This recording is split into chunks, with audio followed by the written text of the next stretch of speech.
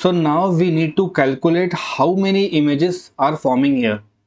In the last lecture मैंने आपको बता दिया था कि दो मिरर्स हैं M1 M2, इनके बीच में कुछ एंगल थीटा रहेगा बच्चों, और ये जो ऑब्जेक्ट है इससे अलग अलग इमेजेस बनती जाएंगी और इमेजेस सर्कुलर पाथ पे बनना शुरू होती हैं, है ना। अब मेन मतलब है अपना स्मॉल n निकालना है, वो कितना होगा। स्मॉल n का मतलब होता है नंबर ऑफ, बोलो बच्चों, नंबर ऑफ इमेजेस फॉर्म्ड। ये कितनी होंगी यहाँ पर। अपन देखते हैं ना लिफ्ट वगैरह में जाते हैं, कहीं सलून में जाते हैं तो कई सारे अपन को अपने फेस दिखाई देते हैं। That exactly we are going to study. ठीक है, तो देखो सब ध्यान दो अच्छे से। फॉर इंस्टेंस अपन ये पहला केस पढ़ा रहा हूँ बच्चों आप लोगों को। फर्स्ट कंडीशन ऐसा ऐसा मान के चलना है कि late assume that this is the two mirrors I am talking about. ये पहला मिरर हो जाएगा बच्चों और ये दूसरा मिरर हो जाएगा। इंटेंशनली दोनों का रिफ्लेक्टिंग साइड क्या है बच्चों, एक ही तरफ है। दिख रहा है क्या अपन को? नहीं आया समझ में? इस मिरर है ना, M1 मिरर को देखो, ऑब्जेक्ट की तरफ देख रहा है, और M2 मिरर को देखो बच्चों, ये भी ऑब्जेक्ट की तरफ देख रहा है। Two mirrors inclined at an angle theta. Am I right? है ना। इसको स्टेप वाइज सॉल्व करते हैं। सबसे पहले आप लोग इमेज फैक्टर निकालोगे। क्या निकालोगे बच्चों? Image factors. पढ़ाई करने में बहुत वियर्ड लगता है, मैं समझा दूंगा क्यों वियर्ड लग रहा है भाई इतना आप लोगों को। ठीक है, इमेज फैक्टर की बात कर रहे हैं अपन। इमेज फैक्टर बच्चों स्मॉल वाला एम होता है, जिसको बोलते हैं 360 degree divide by your angle. 360 का मतलब है ये जो ओरिजिन से ये कंप्लीट एंगल कितने का होगा बच्चों, सर्कुलर एंगल, टोटल एंगल 360 का होता है, तो total angle divide by theta. तो आपको यहाँ पर एक नंबर मिल जाएगा, एक न्यूमेरिकल वैल्यू मिल जाएगी। राइट, क्या मिल जाएगी बच्चे लोग? Numerical value. तो बोलोगे सर न्यूमेरिकल वैल्यू मैथमेटिक्स के अकॉर्डिंग दो टाइप के हो सकते हैं। तो पहला मैं लिख रहा हूं, if m is even. m अगर इवन आ जाए, है ना, अगर m इवन आ जाए तो क्या करना है? तो m अगर आपका इवन नंबर में आता है, विच मीन्स दैट जो टोटल इमेजेस होंगे, देयरफॉर टोटल इमेजेस, ध्यान दें सब, विल बी स्मॉल एन बोलते हैं उसको, और ये हो जाएगा एक कम कर देना होता है। ये एक कम क्यों कर रहे हैं बच्चों अपन, ये आगे बता दूंगा। एक इमेज दो बार ही बनती है, that is why I am removing one one number, है ना। ध्यान रखो, पेपर में आएगा पहले कोई एंगल दिया हुआ, मान लो लेट से 45 डिग्री दे रखा है, तो आप क्या करोगे, पहले 360 डिवाइड बाय 45 करेंगे। जो कुछ भी बच्चों आपका एम आ रहा होगा ना, उस एम अगर इवन में आया एम तुम्हारा, तो उससे माइनस कर देना। राइट, समझ आया सभी को? है ना, इवन आता है बच्चों तो ये ध्यान रखना है ना, ये याद करने वाली बातें हैं, बहुत कुछ प्रूफ नहीं करके देंगे। इस इवन नंबर में आया तो ऐड करना है। फिर बच्चे के मन में दिमाग में डाउट आएगा कि सर जी इवन आ गया, ये तो हम दिमाग में रख लेते हैं, क्या वो जो ऑब्जेक्ट रखा है वो उसके सिमेट्रिकल बाइसेक्टर पे रखा है क्या? ये भी तो आपने क्लियर नहीं करा। तो सिमेट्रिकल बाइसेक्टर पे रखा हो या असिमेट्रिकल वैल्यू पे रखा हो, मतलब कहीं और रखा हो, कहने का मतलब है बच्चा लोग,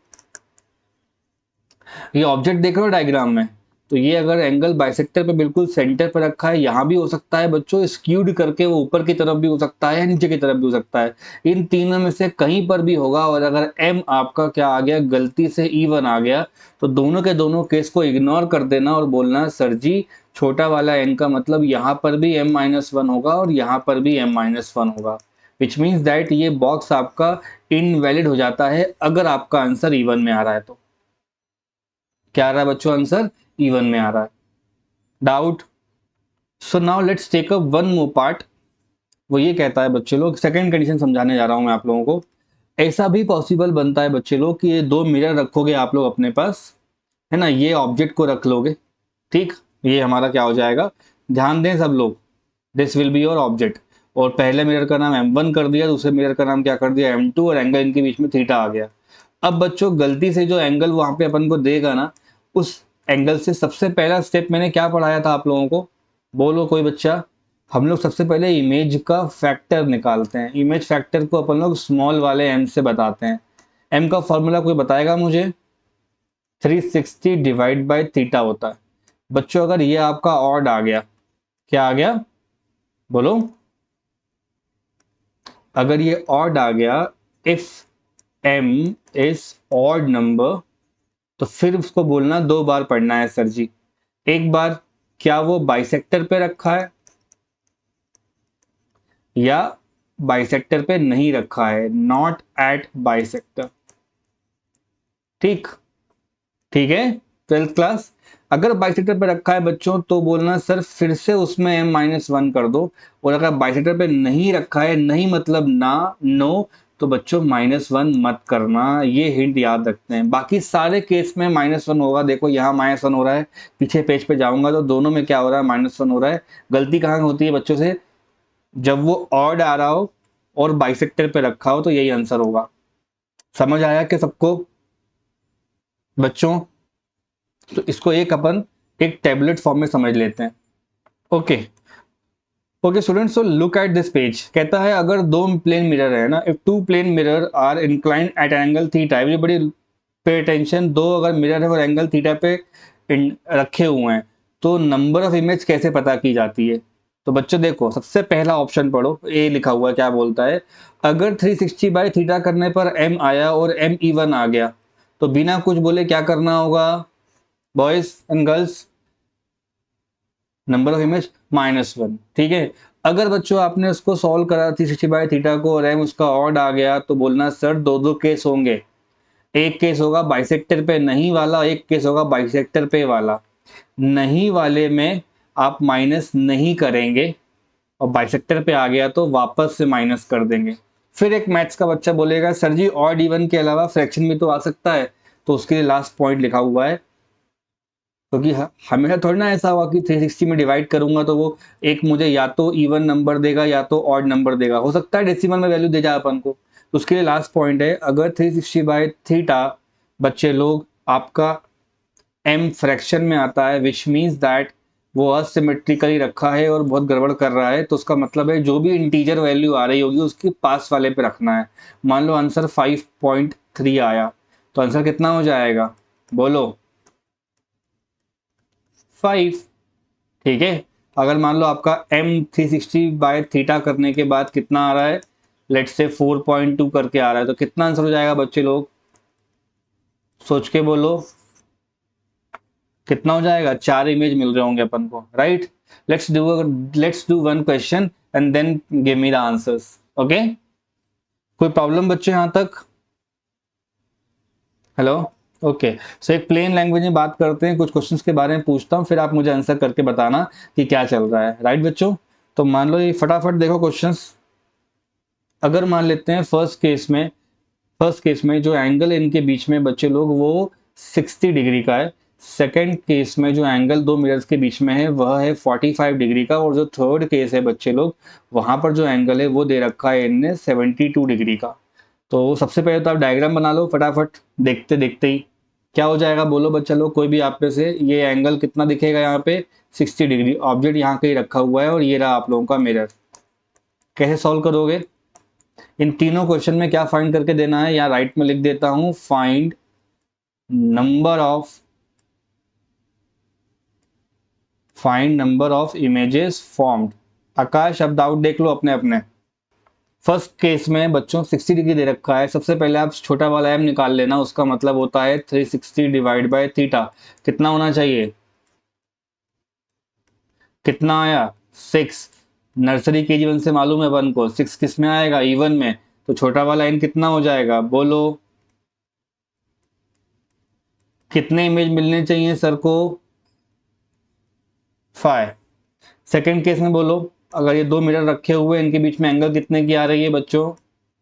45। यहाँ कहीं ऑब्जेक्ट रखा हुआ है, कोई कोई देगा क्या आंसर यहाँ पे मेरे को? स्मॉल वाला m, ये हो जाएगा 360 डिवाइड बाय थीटा करते हैं बच्चों, यहाँ करेंगे अपन 45। कितना आएगा डिवाइड करोगे तो? 8। 8 का मतलब क्या होगा? इवन है, तो इसका मतलब क्या होगा बच्चा लोग? ये ऐसे किए जाते हैं क्वेश्चन, बहुत ही बेसिक होते हैं, बहुत ही सड़े क्वेश्चन होते हैं, हमको बन जाते हैं। प्रॉब्लम तो नहीं है? यहाँ लिखा है 72, तो बोलो क्या दिक्कत है 72 के साथ? थीटा कितना दे रखा है? 72। बॉयज आंसर करिए। है ना। हमको अगर मान लो m पूछेगा जानबूझ के टीचर, तो बोलोगे सर 360 डिवाइड बाय 72 करना होगा, डिग्री की बात हो रही है यहाँ पे। तो ये आना चाहिए 5 टाइम्स। 5 बच्चे लोग बचपन से जानते हैं किस कैटेगरी में आता है, ऑड कैटेगरी में आता है। ऑड आता है तो बोलोगे सर हम क्वेश्चन आगे नहीं करेंगे, पहले आप क्लियर करिए कि ऑब्जेक्ट कहाँ रखी है, क्योंकि अगर आपकी ऑब्जेक्ट कहाँ रखी होगी, बाइसेक्टर पे रखी होगी तो अलग तरीके से पढ़ाया जाएगा, और नॉट एट बाइसेक्टर रखी होगी तो अलग तरीके से पढ़ाया जाएगा। बात समझो मेरी, क्या बोल रहा हूँ मैं।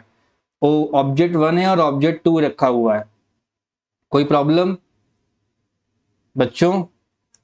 तो अगर मान लो यहाँ पे मेरे से कोई बोलेगा बाइसेक्टर पे रखा है और नॉट एट बाइसेक्टर पे रखा है, तो मैंने आपको इसका हैक तो पढ़ाया हुआ है। नॉट एट बाइसेक्टर का मतलब होता है n बराबर m, मतलब हम माइनस नहीं करेंगे, नॉट मतलब नहीं करेंगे, तो 5 ही आंसर आएगा। और यहाँ क्या हो जाएगा, n इक्वल्स टू बोलो m-1, तो इमेज कितने हो जाएंगे, 4 इमेजेस। अब बोलोगे सर एक ही डायग्राम में ऐसा क्या हो रहा है कि एक जगह आपने 5 आंसर लिखा है, जगह आपने 4 लिखा है। तो बच्चों जब अपन रियल लाइफ में जाएंगे ना ऐसी कोई सिचुएशन में, तो हमारी एक इमेज ऐसी होगी जो दो दो जगह पे एक ही बार मतलब इमेजेस कोइंसाइड कर रही हो कर जाएंगी। हम जाते हैं ना सलून वगैरह में या कहीं वो ये क्या बोलते हैं, लिफ्ट वगैरह में जाते हैं, ऐसी कोई जगह जहाँ बहुत मिरर्स लगे हों तो इमेज एक ना एक के ऊपर ओवरलैप कर जाती है, और वो सारे सिनारियो आपको यहाँ पे मैथमेटिकली समझाए गए हैं। I hope this solve your problem of when to mind subtract one, when not to subtract one. याद रख लो, ऑड वाला आएगा तो ऐसे पढ़ाया जाता है दो तरीके से, ठीक है। ऑड वाला आया तो ऐसे पढ़ाया जाता है। नॉट एट बाइसेक्टर का मतलब है सर जी माइनस नहीं होगा, और बाइसेक्टर पे रखा है मतलब माइनस होगा, और ऊपर तो दोनों में करना होता है, इवन में मतलब ही नहीं है कहाँ पे रखा है, ठीक है। So students in this question हमें 3 मिनट दे रखे हैं, m1 m2 m3, और बोला गया ऑब्जेक्ट अगर सेंटर पे है इस इक्विलेटरल ट्राइंगल के, तो बताइए कितने इमेज होंगे। तो क्वेश्चन ने यही पूछ लिया है, find the number of images, find the number of, बोलो, इमेजेस। तो but at at any moment ना आप ऑब्जेक्ट पर जाकर के खुद बैठ जाइए और किन्हीं 2 मिनट्स को पढ़िए। तो मान लो फर्स्ट केस में मैं m1 को पढ़ रहा हूँ और m2 को साथ में पढ़ रहा हूँ, बात समझ में आई। m1 m2 के बीच में एंगल कितने का बन रहा है, हेलो, 60, है ना। तो लिखेंगे फॉर, बोलो बच्चों, mirror m1 and m2, image factor कितने का होता है, m होता है, उसको क्या बोलते हैं अपन, how do we solve it, 360 by theta. कितना लिखूं मैं, 360 बाय 60, इट शुड बी 6। 6 किस कैटेगरी में आता है, इवन। आंसर बोलो कितना आएगा, आंसर शुड बी, बच्चों 5 इमेज मुझे इन 2 मिरर से मिलके बनेंगी, और सिमिलरली 5 इमेज मुझसे m2 m3 मिलकर के देंगे, और 5 इमेज मुझे m3 और m1 मिलकर के देंगे। तो मैं लिख देता हूं सिमिलरली, ठीक है। टोटल इमेजेस फ्रॉम, बोलो, 3 मिरर्स, इन मिरर का नाम क्या हो जाएगा, कैपिटल में लिखना होता है m1 m2 और क्या हो जाएगा m3। आंसर बोलो, boys and girls 5 plus, pair बना के चलना है तो 5 + 5 15। बच्चों ये आंसर गलत है, सही करके बताओ कोई। This answer is wrong technically, try करें, है ना। बच्चों you can see that this m1 and that m2 are collectively forming, कितने इमेज बना के दे रहे हैं ये लोग, 5 इमेजेस। m2 m3 कितने बना रहे हैं, 5, और m1 m3 कितने बना रहे हैं बच्चों, 5। बट अगर आप बेसिक थ्योरी पढ़ोगे जहाँ पे मैंने बताया था कि ये सर्कुलर पाथ पे बनते हैं, तो बच्चों ये सर्कुलर पाथ जब इमेजिनरी फॉर्म में ड्रॉ करोगे ना इस क्वेश्चन में, तो आपको ऐसा दिखाई दे जाएगा ये सर्कल। यहाँ पे ये मालूम पड़ रहा है कि जो पहला वाला सर्कल है वहाँ पे एक पॉइंट ऐसा आ रहा है, देखो जहाँ मेरा मार्कर है ये वाला, ये एक ऐसा पॉइंट आ रहा है जहाँ पे दोनों के पॉइंट्स टकरा रहे हैं। सिमिलरली यहाँ पर भी बच्चों एक ऐसा पॉइंट आ रहा है जहाँ दोनों के पॉइंट्स कोइंसाइड कर रहे हैं, और एक लास्ट वाला पॉइंट भी मिल रहा है वहाँ पे दोनों के पॉइंट्स बन रहे हैं। मतलब 3 बेचारे ऐसे हैं जो सेक्शन ए में भी काउंट होते हैं और सेक्शन बी में भी काउंट होते हैं, बात समझ रहे हो। तो आंसर हो जाएगा यहाँ पे, सिंस, क्या लिखूं मैं, 3 images are overlapping, तीन इमेज क्या कर रहे हैं प्यारे बच्चों, ओवरलैप कर रहे हैं। Therefore in total will become 15 - 3 बराबर कितना लिखूं मैं, this should be the right answer. 12 image नहीं मिल रही है, 15 नहीं मिल रही है, कितने मिल रहे हैं बच्चों, वी आर गेटिंग 12 इमेजेस। फिर बच्चों यहां से एक डाउट आना शुरू होता है कि सर आप यहाँ पे नंबर ऑफ इमेज मिला रहे हैं, उनको कम भी कर रहे हैं और ओवरलैप का भी ध्यान रख रहे हैं। और आपने पहले कहा था कि इमेज इनफाइनाइट बन जाती हैं, तो बच्चों ये ध्यान रखो कि जब भी सर वर्ड बोले कि नंबर ऑफ इमेज इनफाइनाइट बनती हैं, वो सिर्फ एक स्पेशल केस होता है। नंबर ऑफ इमेजेस बच्चों इनफाइनाइट तब बनती हैं जब हम एग्जैक्ट किसी सलून में चले जाएं और दो बेचारे मिरर पैरेलल रखे हों। मुझे बताओ मैथमेटिक्स से, पैरेलल लाइन में एंगल कितने का होता है, M1 और M2 में एंगल कितने का है, दो पैरेलल लाइन में 0 का होता है एंगल बच्चा लोग। तो अगर यहाँ पे इमेज का फैक्टर निकालोगे तो क्या हो जाएगा, 360 डिवाइड बाय थीटा करना होता है, 0 करेंगे। किसी के नीचे 0 का मतलब क्या होता है, इन्फानाइट। और इन्फानाइट में से बच्चा लोग अगर अपन ने एक को माइनस कर दिया तो क्या फर्क पड़ेगा, समुद्र में से एक मग निकाल लो, एक बकेट निकाल लो, क्या रहेगा वो। अब तो डाउट क्लियर कर लो भाई अपने अपने, ये दो अपने प्लेन मिरर्स वाले हैं जो अपन प्रीवियस लेक्चर्स में ऑलरेडी पढ़ चुके हैं, वो यहां से भी प्रूफ हो रहा है 360 बाय थीटा वाले एंगल मेथड से। Any doubt, so let's start spherical mirrors. हम 10th में थे तो हमको मालूम पड़ जाता है बच्चों, एक मिरर होते हैं हमारे पास कॉनकेव नेचर के और कॉन्वेक्स नेचर के। बेसिकली अगर आपके पास ना एक हॉलो ग्लास से बना हुआ स्फीयर हो, है ना, ये जो आपको शेडेड टाइप का दिख रहा है ना बच्चों, ये बेसिकली क्या है, एक ग्लास से बना हुआ, ठीक है, हॉलो नेचर का स्फीयर है वो, उसके एक पोर्शन को सर ने कट करके निकाल लिया है। Now I have two choices, पहला और ये रहा दूसरा। मैं बाहर की तरफ पॉलिश कर सकता हूं तो अंदर वाला बन जाएगा रिफ्लेक्टिंग, अंदर वाला क्या बन जाएगा बच्चों, रिफ्लेक्टिंग। और मैं अंदर पॉलिश कर दूंगा तो बाहर वाला क्या बन जाएगा, बात समझ रहे हो, दिस विल बिकम रिफ्लेक्टिंग। तो इधर विच वे अपन पढ़ सकते हैं। हम जब जूनियर क्लास में थे तो हमें मालूम होता है कि ये राइट साइड में ऐसा बन रहा हो, हम किसी केव के अंदर जाते हो दिखाई दे रहे हो इस तरह से, ठीक है, तो इस तरह के मिरर्स का नाम होता है, बॉटम पे देखो क्या लिखा है, कॉनकेव। ये कोई वर्चुअली एक सर्कल को कनेक्ट कर रहा होता है बच्चों, तो उस सर्कल पे ध्यान देना होता है, वो होता है सेंटर ऑफ कर्वेचर। एक किसी को पोल बोलते हैं, बीच में कहीं फोकस आएगा, उसके बारे में बाद में बात करेंगे, ठीक है। This should be called as axis. हम अपने आप को बचाने के लिए और सेव रखने के लिए ना, कि बच्चे साइन कन्वेंशन में ना घबराएं कि राइट साइड प्लस लेना है, लेफ्ट साइड प्लस लेना है। बच्चों ये आपको सेकंड वाला ऑप्शन दिख रहा है, जहां मैंने अंदर से पॉलिश कराया तो बाहर रिफ्लेक्टिंग बन रहा है, देखो। इसको अपन वहीं हाथ से पकड़ के पलटा देंगे तो कैसा दिखाई देने लग जाएगा, ये आपको कुछ ऐसा दिखाई देने लग जाएगा। ऐसा करके मैंने क्या करा, राइट साइड में पॉलिश कर दिया और दोनों का जो लेफ्ट साइड होगा वो क्या बन जाएगा बच्चों, रिफ्लेक्टिंग। तो ऐसे 12th के बच्चों का एक डाउट तो खत्म हो जाएगा कि कहां पर प्लस लेना है और कहां पर माइनस लेना है, और यही हमारा एक बेनिफिट किया हमने। और ऐसे मिरर का नाम हो जाता है कॉन्वेक्स, ठीक है, जो कोन की तरह हो ऐसा बाहर से ना। तो हम बात कर रहे हैं यहाँ पे इस पोल की, अंदर क्या होता है, सेंटर ऑफ कर्वेचर। और इन दो के बारे में आप ऑलरेडी फेमिलियर हो।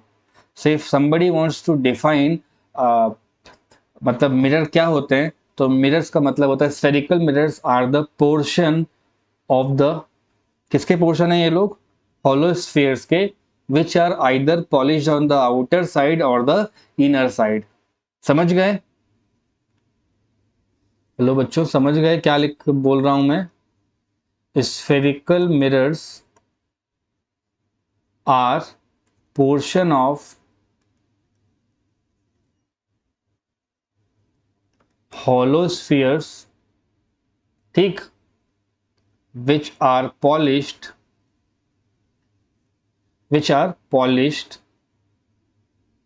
on either side, which are polished on either side। कोई डाउट यहां तक, नहीं ना, नहीं। तो ये जो आर्क होता है, जो एंगल्स बने, जो रेस बने, इन सब के बारे में बात करेंगे। Let's move forward.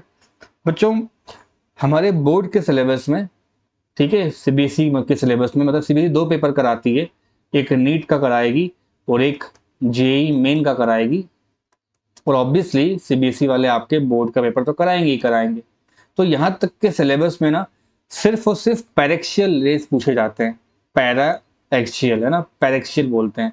और जो बच्चा एडवांस की तैयारी कर रहा है उसको ये सेकंड वाला टॉपिक भी पढ़ना होता है, जिसमें अपन को क्या करना होता है बच्चों, ये मार्जिनल रेस पढ़ाया जाता है। ठीक है, तो सिर्फ और सिर्फ एडवांस के कुछ क्वेश्चन पढ़ने के लिए मार्जिनल रेस का इस्तेमाल करते हैं, क्योंकि जो लॉ इस परीक्षा में लगता है वो मार्जिनल में नहीं लगता है। और हालांकि मैं नीचे की लाइन पढ़ाऊं भी नहीं तो भी मेरे को कोई प्रॉब्लम नहीं है, because in most of the syllabus और इन 99% ऑफ द क्वेश्चंस आपको पेरेक्शियल से ही सॉल्व करना होगा।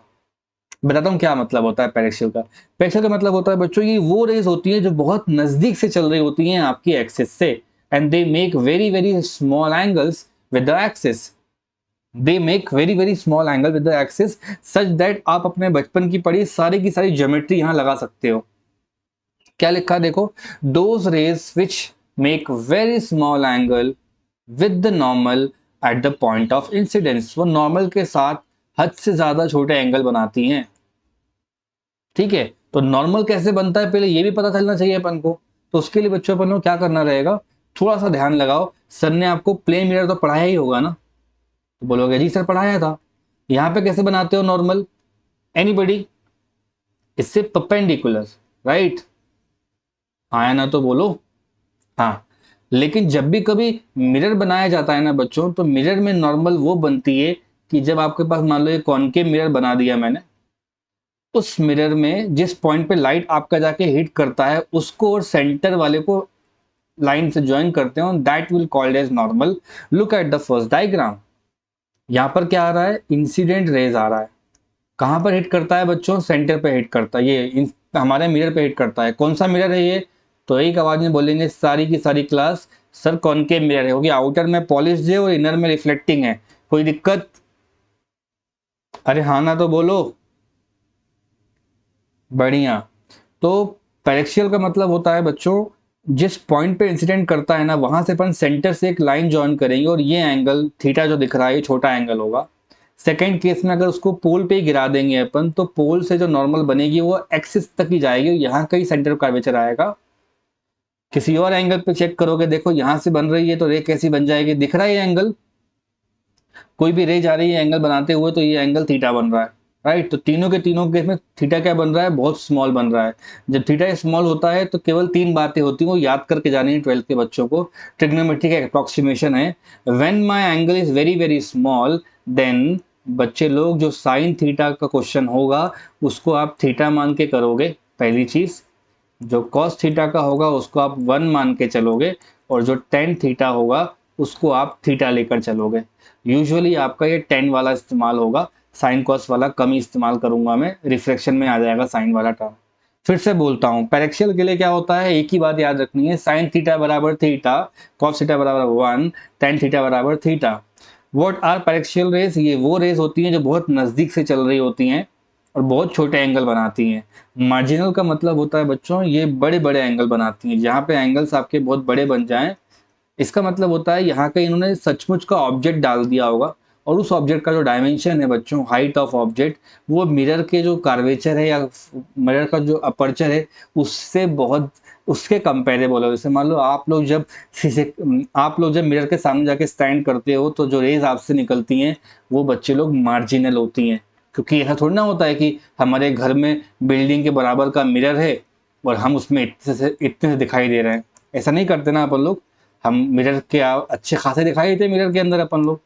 So when the angles made by incident raise is very large, हम ऐसे क्वेश्चन में पाइथागोरस थ्योरम, एंगल डिवीजन, छोटे मोटे अलग तरीके से सॉल्व करते हैं। यहाँ पे कोई रूल नहीं लगता जो आपको 10th में पढ़ाया गया है, जैसे कि 1/v प्लस 1/u बराबर 1/f, वो कहाँ लगता है बच्चों।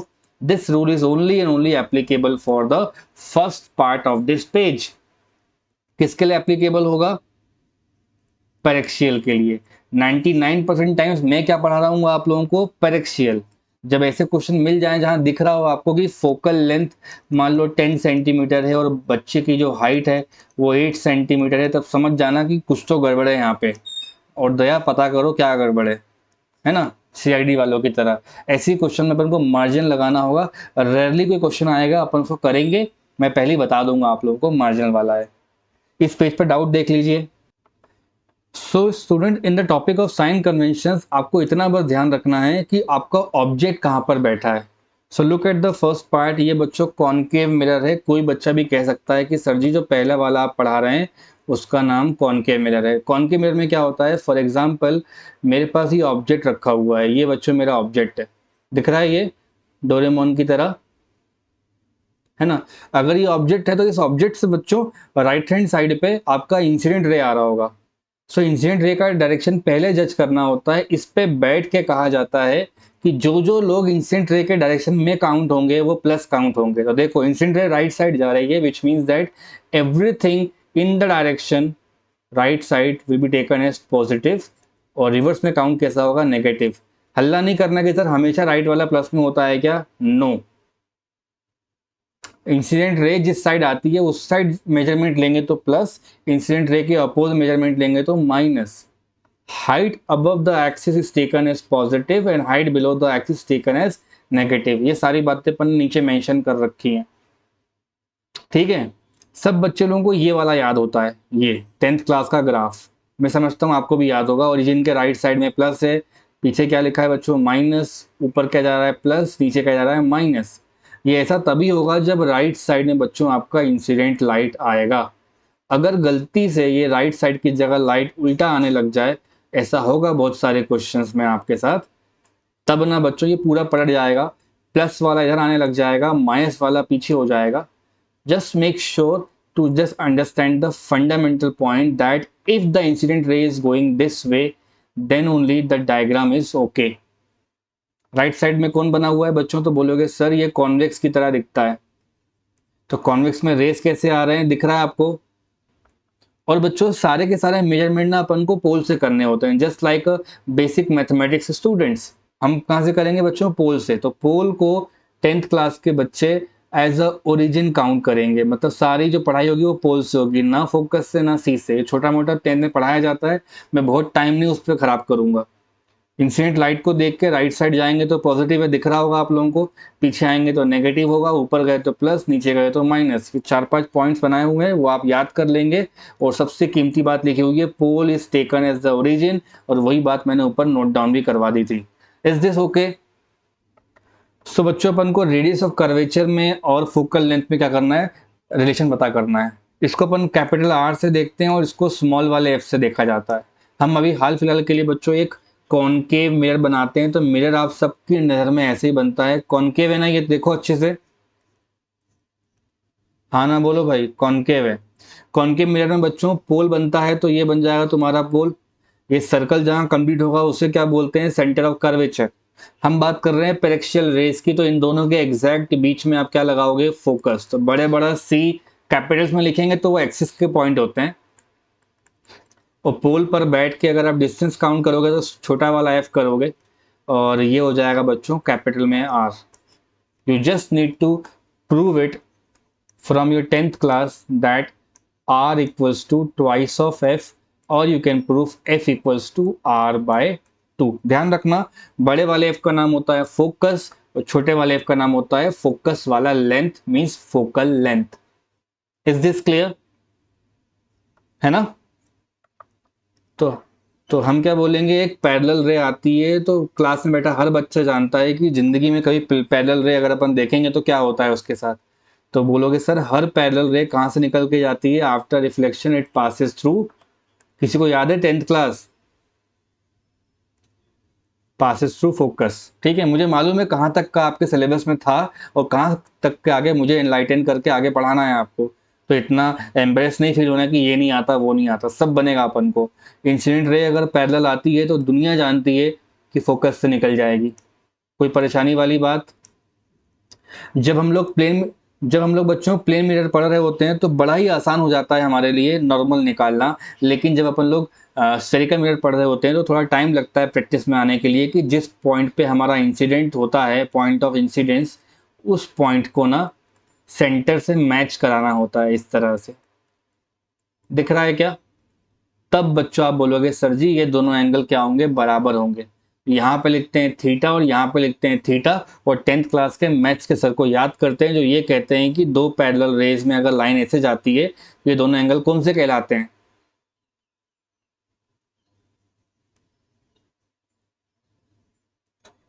Alternate interior angles. Is this okay? तो देखो, ये दो पैरेलल लाइंस जा रहे हैं, तो यहाँ पे अगर थीटा टू थीटा कितना बना, 2 थीटा बन रहा है, विच मीन्स दैट ये कितना हो जाएगा? तो बोलोगे सर जी 2 थीटा। और दो पैरेलल रेज जा रही है, वो डैश वाली लाइन को देखो तो उसके इधर थीटा लिखा है, तो यहाँ पे कितना हो जाएगा? तो बोलोगे सर जी थीटा। हम बात कर रहे हैं पैरेक्शियल रेज की, तो जहाँ पे पॉइंट इंसिडेंट करता है उसको ए बोला जाता है, उससे एग्जैक्ट परपेंडिकुलर ड्रॉप कर लेते हैं और उसका नाम रखते हैं ए एम। इतना डायग्राम एग्जाम में बनाना ही बनाना है आपको, और सबसे पहला काम ये करना है, ड्यू टू पैरेक्शियल रेज, यहाँ ध्यान दें सब लोग, रेज कौन सी हैं? पैरेक्शियल रेज हैं। तो बच्चे लोग, जो आपका ए एम का टर्म आ रहा होगा ना, वो लगभग बराबर किसके होगा? एपी के। तो मैं कर्व नहीं पढ़ाऊंगा अब आपको, ये वर्टिकल्स पढ़ाऊंगा। तो कहने का मतलब है एक ट्रायंगल ऐसा बन रहा है और एक ट्रायंगल थोड़ा ऐसा बन रहा है, यहाँ पे एंगल 2 थीटा है और यहाँ पे एंगल थीटा है। सबको समझ में आ गया क्या? तो बोलोगे सर बिल्कुल आ गया। इनके नाम रख देते हैं चाहो तो मैं बोल रहा हूँ आपको, in triangle A F M होगा। बच्चों यहाँ पे टेन थीटा कितना हो जाएगा? तो बोलोगे सर टेन थीटा मत बोलो, टेन टू थीटा बोलो। और पैरेक्शियल रेज हैं, इसलिए टेन टू थीटा को हम क्या बोलने लग जाएंगे? 2 थीटा। आया?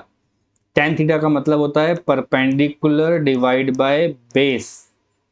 सिमिलरली बच्चों एक और ट्रायंगल देखो, वहां पे ए सी एम लिखा हुआ है, यहाँ देखो ए लिखा है, सी लिखा है, एम लिखा है। इसमें बोलोगे तो बोलोगे सर जी टेन थीटा ही बोलना है, यहाँ तो थीटा ही बोलेंगे उसको। उसका मतलब क्या हो जाएगा? A M by R, equation number 1। Equation number 2 किस किस को आया समझ में? ये सबको। इस थीटा की वैल्यू को यहाँ पे रख दो, तो ये हो जाएगा 2 टाइम्स ऑफ, बोलते जाइए, A M by R equals to A M divide by F. इससे ये कैंसिल हो गया। मैथ्स के अच्छे बच्चों की तरह इसको पलट लीजिए, तो एफ कितना हो जाएगा? R divide by 2। Is this clear? So अगर ये 1 मार्क में बेसिक सा रिलेशन आ गया कि prove that focal length is half the radius of curvature, हम लोग को करना आना चाहिए। डाउट वाले बच्चों देखो है क्या? Okay, let's solve this question. Question में बच्चों दो प्लेन मिरर दे रखे हैं ए एंड बी। कैसे रखे हैं ये लोग? पैरेलल। एक लाइट रे 30 पे इंसिडेंट करता है किसी एक एंड ए पर, आपको बताना है बच्चों कितनी बार वो नंबर ऑफ टाइम्स द रे अंडरगोज रिफ्लेक्शन। इस तरह क्वेश्चन में खाली वैल्यूज चेंज करी मिली रहेंगी आपको। यहाँ पे एंगल 30, 45, 60 कुछ भी दे सकता है वो। ऐसा एंगल देगा जिसकी 10 की वैल्यू नोन होती है अपन को, जिसकी 10 की वैल्यू नोन होती है। ऐसा क्यों बोल रहा हूं मैं? बच्चा लोग यहाँ पे लॉ ऑफ रिफ्लेक्शन लगा के दिखाना क्या हो जाएगा? तो बोलोगे सर जी ये लाइट रे ऐसा आया है वो ऐसे का ऐसे ही निकल जाएगा। यहाँ पे कितने का एंगल बनेगा? ये 30 का। ठीक है, हाँ ना? तो बोलो भाई। ऊपर मैंने x बनाया है और यहाँ पर वैल्यू ऑटोमेटिकली दी हुई है बच्चों, 0.2 मीटर गिवन है, डायग्राम में देखोगे आप तो कहने का मतलब है इस तरह का एक ट्रायंगल सर के हाथ लग गया है जिसका एंगल कितने का है? 30 का। सामने अननोन वैल्यू x है और ये वैल्यू कितनी है? 0.2। ऐसे क्वेश्चन में सबसे पहले आप सामने वाला परपेंडिकुलर फाइंड करेंगे, जिसको फाइंड करना बहुत ही आसान है बच्चों। 10 30 कितना होता है? Perpendicular divide by base. समझ गए सब लोग? हाँ ना बोलो। What is 10 30? तो बोलोगे सर जी ये 1/√3 होता है ना? और मैं 0.2 यहाँ कर देता हूँ तो मुझे x मिल गया। इतना कर लेंगे क्या सब लोग? तो बोलोगे हाँ सर बिल्कुल कर लेंगे। अब मुझे को मालूम है कि एक बार रिफ्लेक्शन करने के बाद, सुनो मेरी बात, after doing reflection one time, जो लीनियर स्केल पे वो x डिस्टेंस ही आगे बढ़ पाया, अब यहाँ आके फिर बेचारे के साथ नाटक हो जाएगा, इधर आ जाएगा वो, फिर बेचारा फंस गया तो ऐसे चला जाएगा। ऐसे करते करते उसके साथ कितना उसके साथ टाइम पास किया जाएगा, कितनी बार उसमें x काउंट किया जाएगा।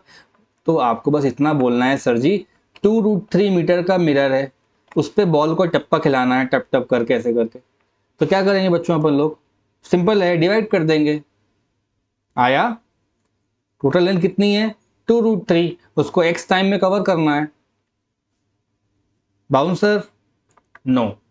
तो आंसर हो जाएगा हमारे पास therefore the total number of, बोलते जाइए, रिफ्लेक्शंस, है ना, एन कितने हो जाएंगे, वो हो जाएगा टोटल लेंथ जो होगी मिरर की वो लिखी जाती है लेंथ ऑफ मिरर और डिवाइड बाय एक्स। एक्स मतलब एक रिफ्लेक्शन का, तो कितना लिखूं मैं यहां पे,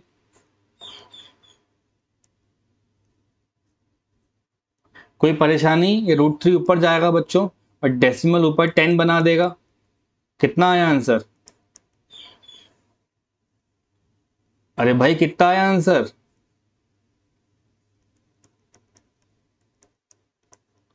कौन सा ऑप्शन मार्क करूं मैं, ऑप्शन नंबर बी। 32 नहीं बोलेगा कोई बच्चा, ठीक है, पहले वाले को गिना है अपन ने तो एक्स चला है, दूसरे वाले के बाद ये चलेगा, तो लास्ट आते आते वो चलता जाएगा। कोई प्रॉब्लम वाली बात, परेशानी वाली बात नहीं है। तो एक्स तक करना है अपन को, डिवाइड करते जाना है, ये लेंथ दिया रहेगा, लेंथ बच्चों रैंडम से मान लो 2 मीटर दे रखा है, 5 मीटर दे रखा है, कुछ भी दे रखा है, तो ये मैंने आपको फॉर्मूला लिख के दे दिया है ना, इतनी टेंशन काहे को लेनी है अपन को। ये क्वेश्चन अपन को प्लेन मिरर वाले के दिन ही कर लेना चाहिए था। ठीक है, डाउट्स तो नहीं है बच्चों।